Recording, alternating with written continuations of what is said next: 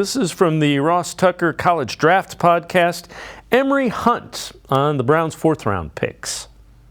McGuire, I thought, had a really good postseason and someone that gives them good rotational depth. We don't really hear about the depth behind Myles Garrett, which is why they went out and got Zadarius Smith. They needed depth at defensive end. They get that with McGuire. And I'm a big fan of Dawand Jones. You know, I feel like this is someone that's a future starter at the position. He's another one of these guys that's going to be fascinating to watch throughout the preseason because it's hard to hide him because he's so big and so large, but he's also talented. And I want to see how he performs because, man, what a great swing player you have if he's able to really star from day one once they put the pads on, because it's hard to get a good gauge on guys, especially at the point of attack during OTAs and mini camps.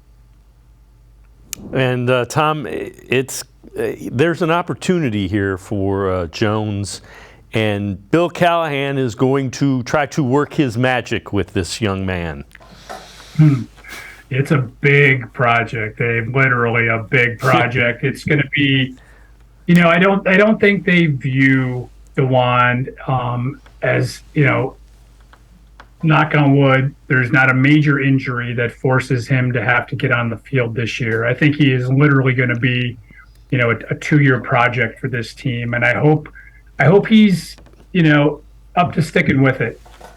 Because as many good things as I've heard about Dawand in terms of being a good kid, a young kid, a kid that needs to learn. We were all 20 or 21 at one point and, made our mistakes and what have you. And so I think Dawand's got some growing up to do. In talking to some of the coaches, that's what we had heard coming in. But my goodness, 6'8", you can't teach 6'8", 380, and especially one that moves as well as he does. So, he's a fascinating project.